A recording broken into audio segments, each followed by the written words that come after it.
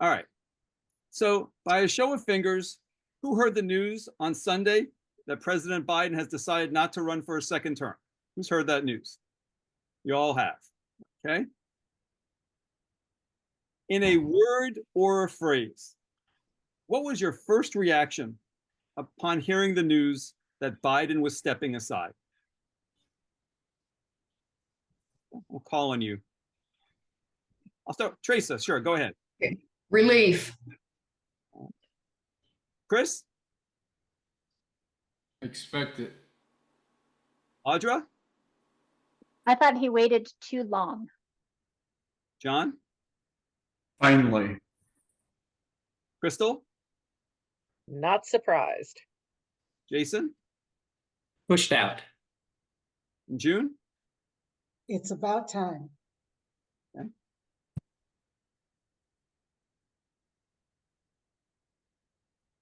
By a show of fingers, who thinks that Biden deserves praise for his decision?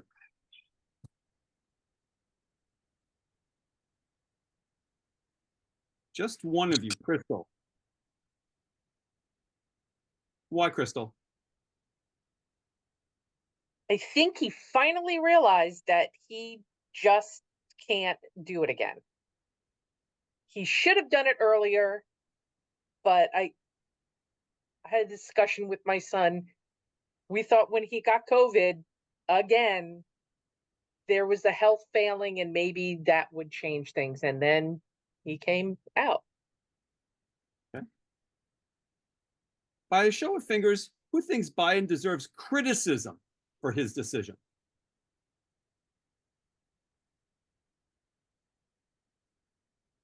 Okay, so none of you. So for most of you, it's neither something deserving of praise or criticism. It was just a decision. Okay. Can I make a comment? Yeah, okay, June, sure, go ahead. I think it's, I would still honor the service that he made to our country and the things that he gave up for his family to do this. Was his heart in the right place? Maybe. Did he work with a difficult Senate and Congress? Yes. I would honor the man, but I never voted for him. Okay. So when I ask whether he deserves praise for his decision, why wouldn't you say he does? Because he shouldn't have been in it in the first place. He should have declined it like a gentleman and said, listen, folks, I'm just too old. I think, yeah. So basically, it's the circumstances of having to be pushed, as opposed to realizing on his own at the age of 81 he should have stepped aside. That's the issue for you, why he's not deserving of praise. Yes. Okay. Rest of you see things the way June does about at that point? Mm-hmm. Chris, you do. Okay, so he's not deserving of praise, but basically he's worthy of recognizing the service he gave to the country. I think the other like the other senators and people, Democrats that had to like send out the letters and everything talking about his declining health, kind of like made it sound worse than it may already be, and that made me like question a whole lot of stuff. Okay. And Audra? I think that Mr. Biden should have left office when he was still a senator. I think I'm a big fan of term limits, and I think he stayed too long. And his decision neither deserves criticism or praise. It was the right decision to make for the country, but I don't think he made it, quite frankly. I think someone else stepped in and whispered in his ear and said, hey, Joe, it's time to go. You've served your time, but he is so concerned with his record and what other people think about him. And I don't mean people like us, I mean other senators and heads of state. He doesn't want to further compromise his legacy by not getting reelected. And I think that's really what it boils down to. It's not praise or criticism. It's he didn't want to tarnish his legacy. Okay, but hang on a second, Audra. When you say that someone else made the decision, it's obvious there was a lot of pressure from Democrats to push him out. Do you mean that in that sense he didn't make the decision, or is that he is so out of it mentally that he was incapable of making the decision? No, I'm not implying he was incapable of making that decision, but I think people were telling him, Joe, it's time to step aside. Okay. I don't think without the outside pressures of people, I don't think he would have made this choice himself. I think that he chose to listen to other people. Got it. Okay. So let me ask you about how Republicans have reacted to this news about Biden stepping aside. House Speaker Mike Johnson wrote, quote, "If Joe Biden is not fit to run for president, he is not fit to serve as president. He must resign the office immediately," unquote. By a show of fingers, who agrees with Johnson on that point? Just one of you. Jason, why? I think you could see from the debate that he's not well. And then just like even the like afterwards, like all the press conferences and everything, he's struggling to put thoughts together, finish sentences. And then like just other videos that have come out, you could see him just like wandering around, not seeming like he knew what to do. So I think he's too incapacitated. Maybe there's good days and bad days, but he seemed like he was too incapacitated to continue. Okay. The other six of you, though, you don't agree that he should be that he should resign. Why not? John, why not? I think part of it has to do with the length that's left on his presidential term. It's about 6-7 months, and I think he's got the mental faculties to continue that. Plus, I think there's a system of checks and balances and guardrails in place to make sure that he's not making absent-minded decisions. So I think, between now and next, the transfer of power, he can continue to fulfill the role of president. He must have a different reason from what John said as to why Biden should not resign. June? Unless he finally submitted to neurological testing that showed that he was truly impaired, then I think, yes, he should resign. But he's not going to have those tests. He said so. Okay, so he shouldn't resign because he refuses to have tests that he should be having? Yeah, he should have had some neurological testing, because if you've been around older people, there are actions, there are things that they do, there are things that they say. And it's quite obvious to a lot of people. I have a friend who works with elderly and in hospice, and she's like, he's got all the markers.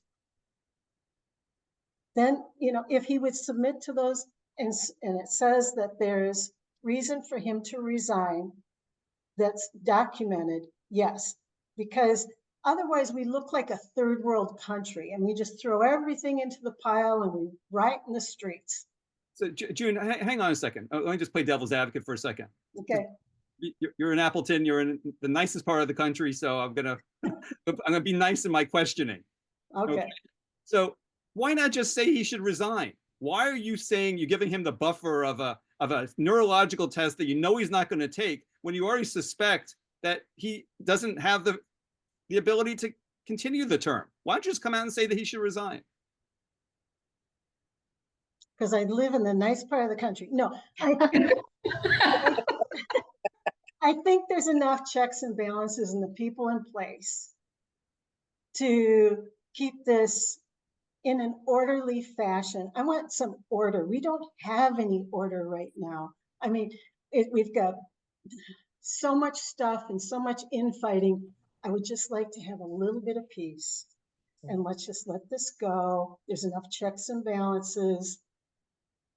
And, if he, let's put it this way. So if he resigns, who becomes president?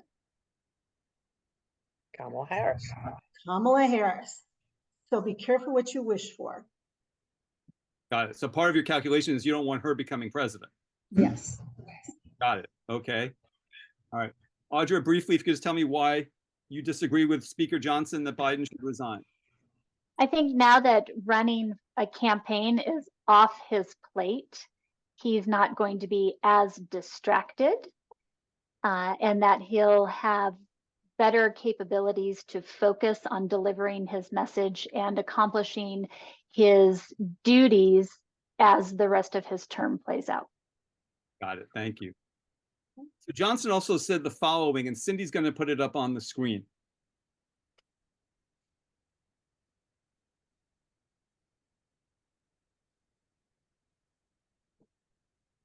He said, quote, having invalidated the votes of more than 14 million Americans who selected Joe Biden to be the Democrat nominee for president, the self-proclaimed party of democracy has proven exactly the opposite.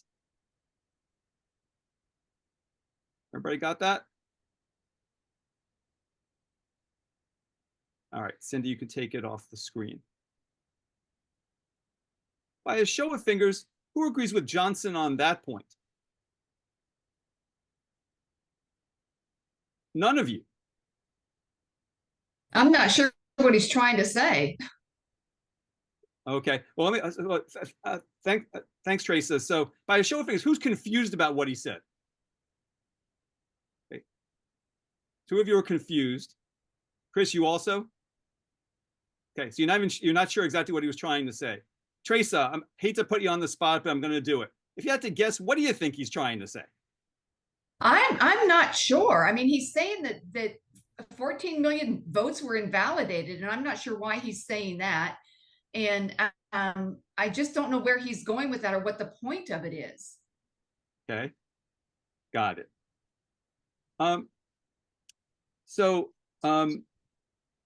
For the four of you who feel as though you have a better sense as to what Johnson was trying to say, tell me why you disagree with him.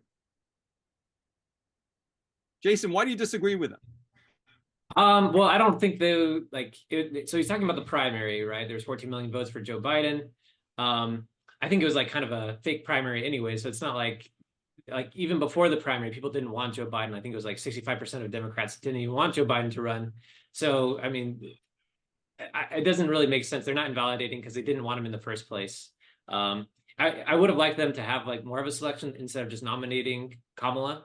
I would have liked like more of an open primary or open something so that there's more options. But yeah, I think that's what they're referring to. And I just, it didn't seem like there was a process. Like there's nothing invalidated because nobody wanted it anyways. Okay. Anybody have a different reason why you disagree with Johnson? John? The way I view it is the votes that were cast for Biden were cast for the Biden-Harris ticket. So if Biden isn't on the ticket, I believe it's still a vote for Harris regardless, because he had already identified her as his running mate. Got it. Okay. So Democrats argue that Biden chose Harris as his running mate back in 2020 to succeed him in a contingency. So Harris is the best choice to replace him on the ballot this year. By a show of fingers, who agrees with that argument?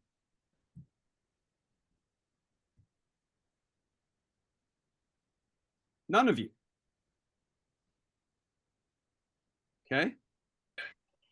Crystal, why not?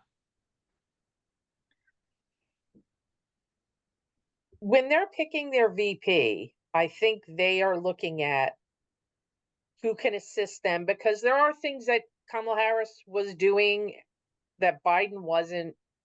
She's been here in Atlanta a few times prior to Sunday, talking about other issues that are going on, things that are going on here.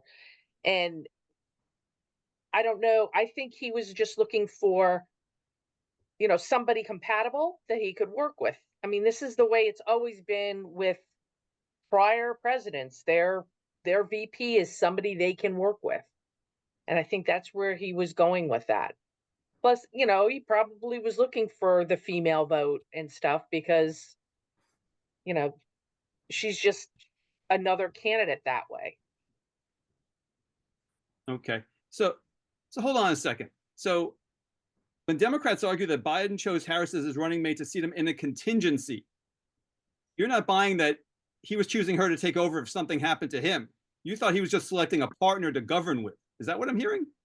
I think every president does that. That's part of their thinking process, is that they have to think about, well, okay, so God forbid, and it's happened, who's going to take over for me? And I think especially,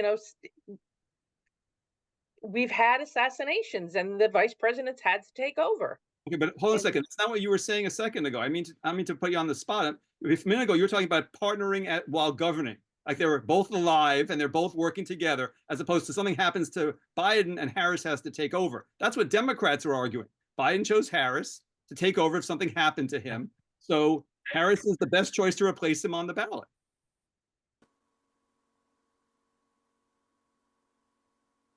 I think back when he first chose her, that was his thinking, he was a partner. Okay. He's kept her. And now 4 years later, he wasn't gonna switch and get a new VP. Okay. So I guess what I'm trying to understand is, why isn't she the best choice?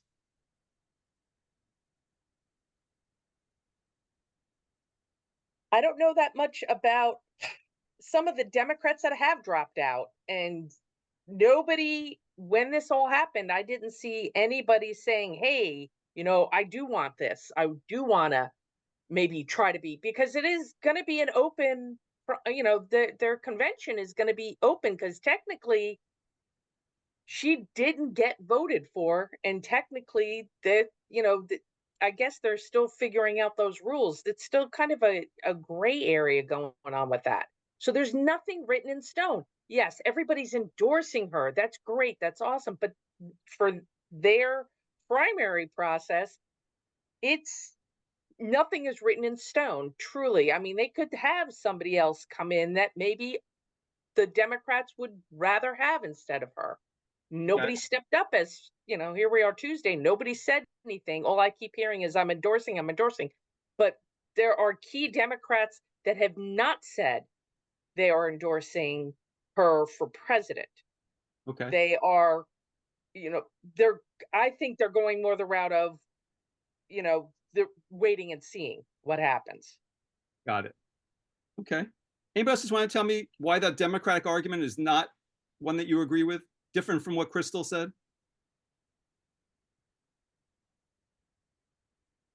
Audra? I think that because of the way the party presents itself, that selecting a single option in this scenario kind of deflates their argument, because they are the party of choice and they're the party of, we're going to follow democracy as best as we can. And it feels like, oh, it's a little inconvenient. We're kind of short on time. We're just going to slip in the vice president, and there you guys have it. Enjoy. Okay. Got it. Teresa? From the way it's being pushed through right now, with her being the presumptive person on the ballot, it's not giving the American people the choice. And they had their primary, and it was only Biden on that when they had their primary election, but they're not giving the voters the chance to say, no, we don't want Harris, until they go to the ballot box in November. Got it. Okay. By a show of fingers, who thinks Kamala Harris is prepared to become president?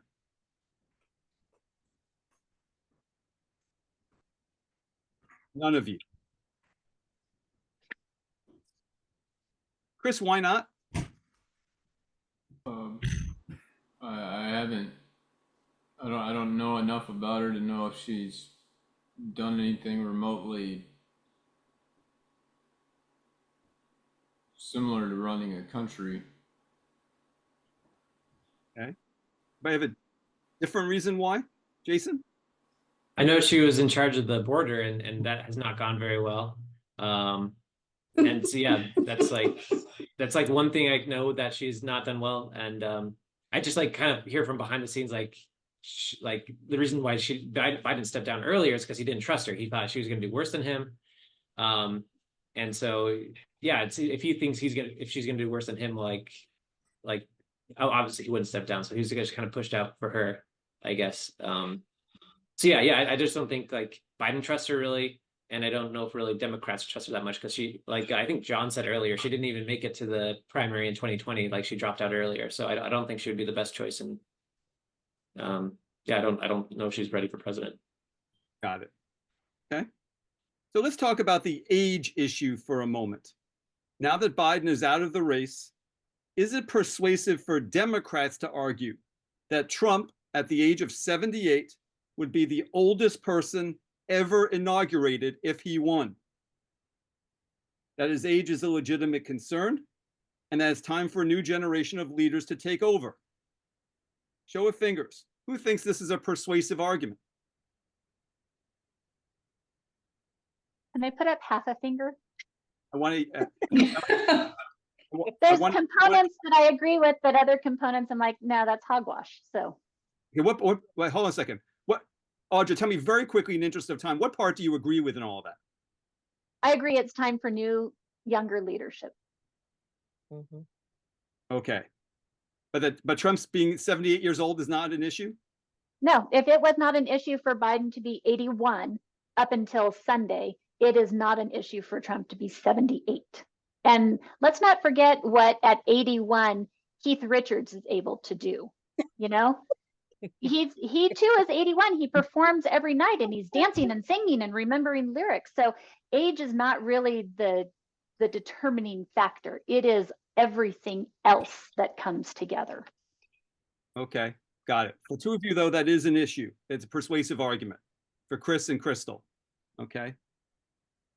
Crystal, Chris, why is it a persuasive argument? Just it's an uncertain thing about knowing how they're going to hold up in the future. Kind of like how Biden is going along right now. Got it. Those who say it's not a persuasive argument, why not? Jason? Well, it's not persuasive coming from the Democrats. I think like he probably is too old. I think he's lost a step. But just coming from Democrats, I don't think it's a valid line of attack because they were willing to nominate somebody much older. Well, he's not much older, but a couple years older, and he just seemed much older though. And Kamala is, I think, will be 60 this year, so she's not like super young, but yeah, I guess she doesn't take, yeah, she's not super young, but I guess, yeah, she's not 80, obviously. Got it. Jason, John, very quickly. It would be hypocritical for the Democrats to attack Trump on age. What are they going to say? For the past year, we've been saying our candidate was, not too old, and now we've decided that he is too old, and now your candidate's too old. That just doesn't hold water as far as I'm concerned. Got it. All right. So, by a show of fingers, who heard the news on Sunday that President Biden decided not to run for re-election this year? Who heard that news? I just want to confirm all 7 of you heard it. I'm going to ask, I'll call on you for this next one. In a word or a sentence, what was your first reaction upon hearing the news that Biden was stepping aside? I know your first reaction when you heard the news. I'll call on all of you. Everybody have one? Remember what it was? Okay. Ronnie, what was yours? He got thrown under the bus.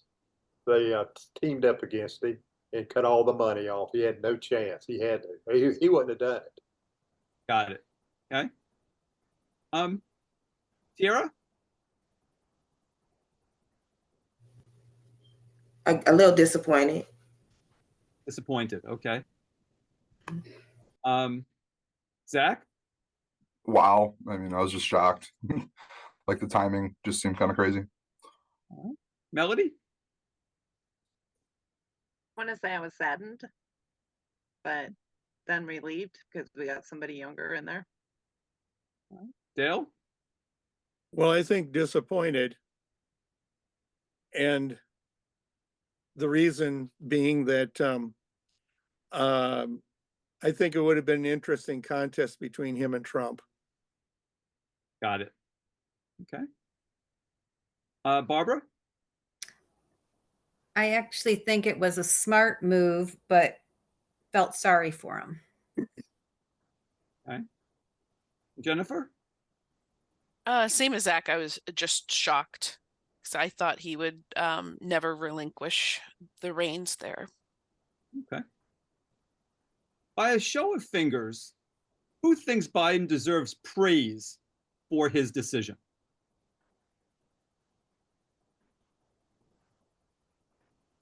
Four of you do.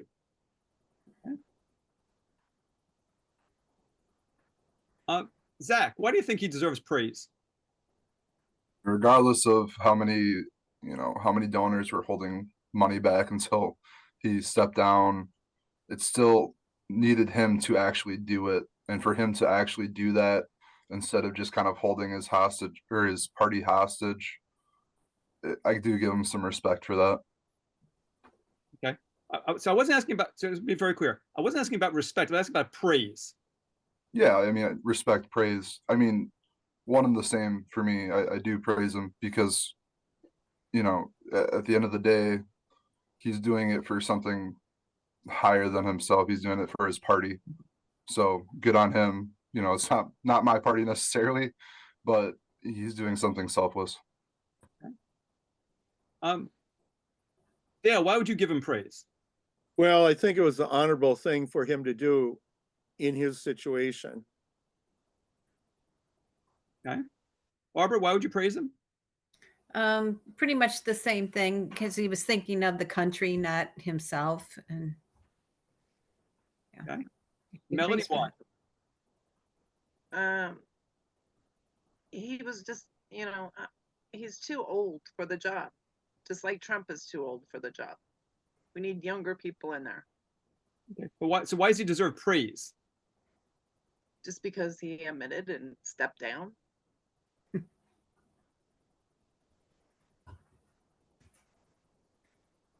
Okay. By show of fingers, who thinks Biden deserves criticism for his decision?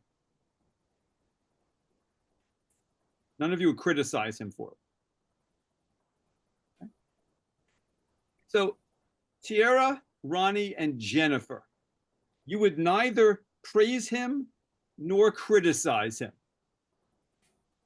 So where are you in that decision? Why is it not deserving of praise or criticism? He would have. Yeah, Ronnie, go ahead. He would have never stepped down from running the presidency unless they hadn't cut all the money off. He got all the pressure from Nancy Pelosi, Obama, Schumer. They were on him all the time. His wife didn't want him to. She loved the limelight. And and Hunter was pushing him to stay in. That's the only reason, because he had no campaign money. They even told him they were cutting it off. Okay. Jennifer, what about you? Yeah, I would just say it wasn't worthy of praise because it just it had to happen because he was forced to. So I don't think it's praiseworthy to just do what was a natural consequence of those, the money and people in power telling you you're on your way out. And I'm not going to criticize. He's not worthy of criticism either because it was the right thing to do. However, I don't think he did it, because it was the right thing to do. He did it because he had to. Okay. Tiara, what about you? Why not criticism or praise? Well, No praise, because I did feel like he was getting a little old and he needed to step down and relax and, live his life.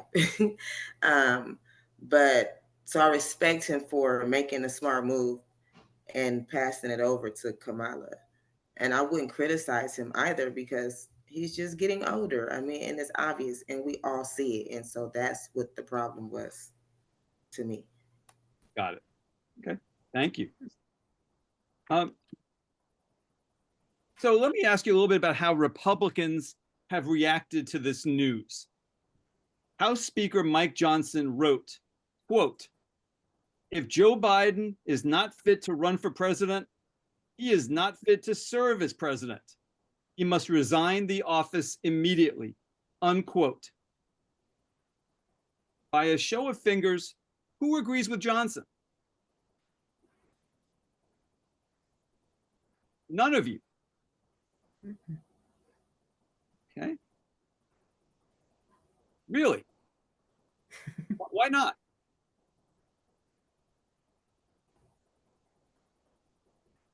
Jennifer, go ahead. If he were just a couple of months into his term, I think that would be another thing. I think because we are, he's got 5 months left, that it might cause instability in the country as well as the rest of the world to have a shift to Kamala or whomever, and then another shift come election time. So that's why. Got it. Ronnie, why? Why not? Could you repeat the question? I was listening to her. Sure. I'm sorry. Why do you disagree with Johnson? Johnson says that Biden needs to resign. Okay. Well, I don't want, that means if he steps down, that means Kamala steps in, and she's way more radical than anybody else. So I don't want her at the helm. I'd rather go with him, even though somebody behind him is telling him everything to do. Somebody else is running the country. We all know it. Okay. Anybody else have a different reason, different from what Jennifer and Ronnie said, about why you disagree with Speaker Johnson? Kiara? I mean, I feel like he was right in a sense, but he was harsh in his words. Like I said, it was obvious that something had to happen, but he didn't have to just put it out there the way he did. I think that kind of made it, radical for him to just put it out there like that. Put it out there that Biden should resign?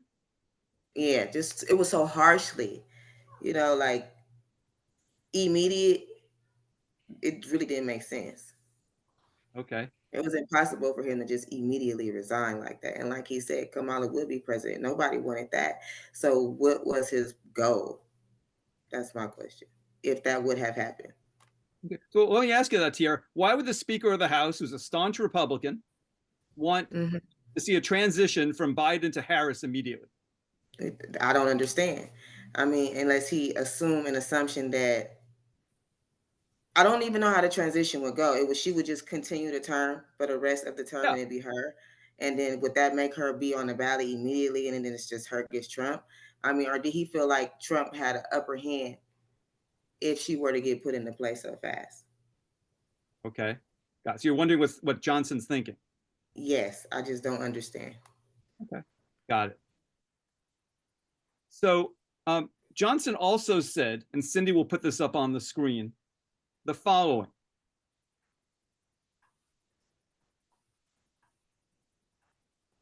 Quote, "Having invalidated the votes of more than 14 million Americans who selected Joe Biden to be the Democrat nominee for president, the self-proclaimed Party of Democracy has proven exactly the opposite." Read it again. "Having invalidated the votes of more than 14 million Americans who selected Joe Biden to be the Democrat nominee for president, the self-proclaimed Party of Democracy has proven exactly the opposite." You take that off the screen. By a show of fingers, who agrees with Johnson on that? None of you. First of all, let me ask, how many of you were confused by that statement? Anybody just not understand what he was getting at? Tiara, anybody else? Yeah, me. Barbara, two of you? Okay. Those of you who disagree with it, tell me why you disagreed with it.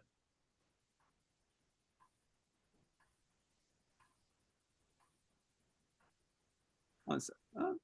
Jennifer, why did you disagree with it? Just think our primary process is broken, and like I know by the time it gets to Pennsylvania, like pretty much the nominee's already been selected. So whatever I do is always in protest, because certainly what Trump was selected in 2020 or whatever, and I ended up still choosing somebody else that had dropped out of the race already. I voted for Nikki, who had dropped out of the race already. So I take issue with the 14 million Americans voting for Biden. They were just voting for who the machine put up as the nominee and not who they wanted necessarily to be the nominee. Okay, great. We have a different reason? Well, those delegates, that even though they went there and voted and said they're committed to Biden, but it's not very obviously when it changed over, they all changed their vote to Harris. I think California was the last state to let her become the nominee. So I don't quite understand what he was talking about there. Okay. What do you think he was talking about, Ronnie? I think what he was saying is that, hey, we had an election. He won his party's nomination, and he should be able to go there. And now the Democrats are saying, okay, we're going to push you out, even threaten you with the 25th Amendment unless you resign. And then they slide Harris in there.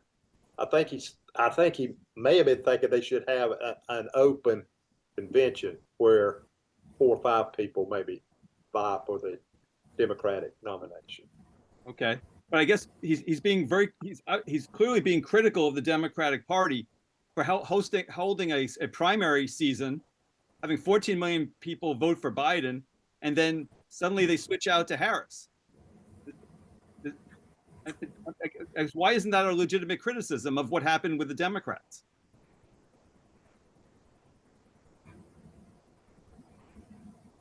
Ronnie, why isn't that a legitimate criticism?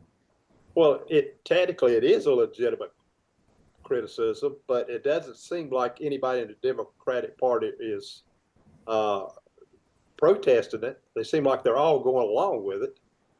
Okay. I guess my question is, as a Republican, are you upset about what the Democrats did here? Did the Democrats do something underhanded? Well, they're always doing something underhanded, but they're on the left and I'm on the right. So whatever they do over there, that's just what they do. Okay. They did that with Johnson too. So. Okay. So the point is, having a Republican Speaker of the House level this criticism against Democrats, you're like, this is what Democrats do. That's not really a big criticism. Is that what I'm hearing? Yeah. I mean, I don't know what kind of point he was really trying to make. Okay. Fair enough. Thank you. Anybody else want to tell me why you disagree with Johnson on this? Different from what's already been said? I'll take that as a no. All right. So Democrats argue that Biden chose Harris as his running mate in 2020 to succeed him in a contingency. Something goes wrong. So Biden is the best choice to replace him now on the ballot this year. By a show of fingers, who agrees with that argument? Or did you mean Harris?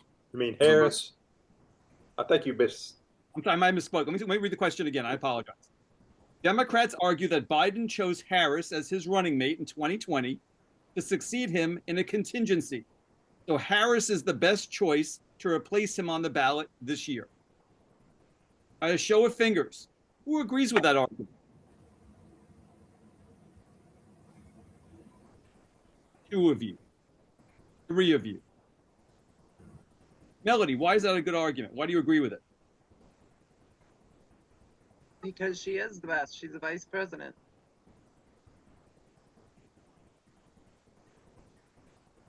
Barbara, why is it a good argument? Because I think that's exactly why he put her on the ballot in the first place, for somebody that would be his successor. Okay. The rest of you don't think this is a particularly good argument. Why not? Zach, what's wrong with that argument? Vice presidents are usually complimentary. So Biden's a old white man, so he chose someone that could get a different demographic for him. If you look at all the VP candidates that Kamala is looking at, they're all middle-aged white men. So they're people that are meant to complement the president, not necessarily be the spitting image of the president. Okay. So when the Democrats argue that Harris is the best choice to replace Biden on the ballot this year because Biden chose her to succeed him, what's wrong with that argument? Because Biden didn't choose her to succeed him. He chose her because she gave him the best opportunity to win the election.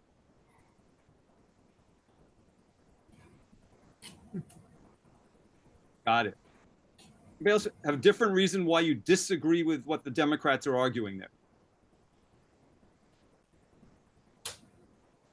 Dale, you about to say something? Dale? Oh, well, I don't know. I think they could choose anybody they want, but I think there's a better president for the country on the Democrat side than Harris. So I think it's whatever they want to do, but I think there's better leaders of the country out there. Got it. Okay. Thank you. By a show of fingers, who feels Kamala Harris is prepared to become president?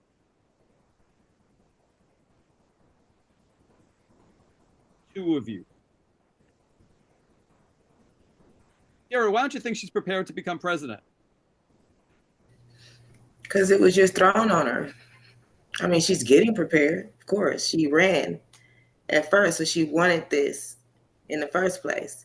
But I don't think she knew. I think it just dropped in her lap. Yeah, well, she's not president. So my question No, is she's she, vice president, right? yeah, so is She's she just prepared? vice president. I'm sorry, I cut you off. My apologies. I just want to try. Is she prepared to become president?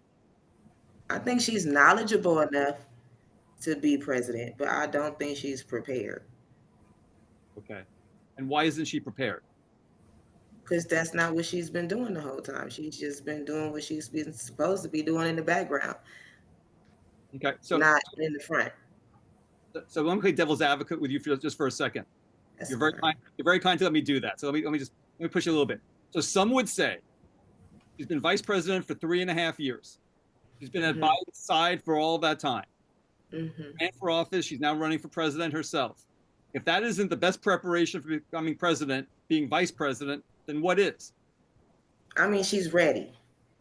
I'm still going to, you want me to say she's prepared? She's No, prepared. I don't want you to say What anything need- you don't want to It's say. like preparation. It's like when you're cooking food. You prepared, you got everything laid out. You know how you want to make your meal. You're going to cook it and you're going to put it together. Yes. She hasn't been preparing to be president at the very moment. She's been being the vice president the whole time. That's what I'm saying. So is she ready? Yes. But was she prepared? No. Got it. Thank you for clarifying that.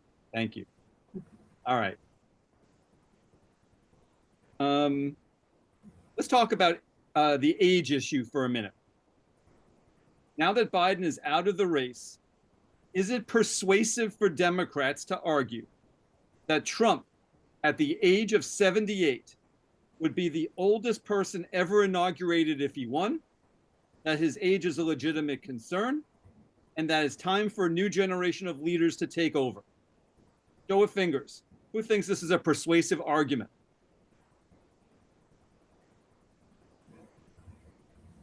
Five of you. Barbara, why is that a persuasive argument? Because they were both too old in the first place, and we do need a new generation of political leaders. Okay. Anybody else have a different reason why it's a persuasive argument? Zach? I mean, I look back and the world's different than 10 years ago. So I can't imagine the world that they were growing up in, that they think they know, that they've been separated from for so long, like a Trump or a Biden. And just the topics and all the issues are so much different, and they have to be handled so much differently because they're so used to a lens and a political philosophy that just kind of needs to change with the time. Okay. A couple of you said this is not a persuasive argument. Why is it not persuasive?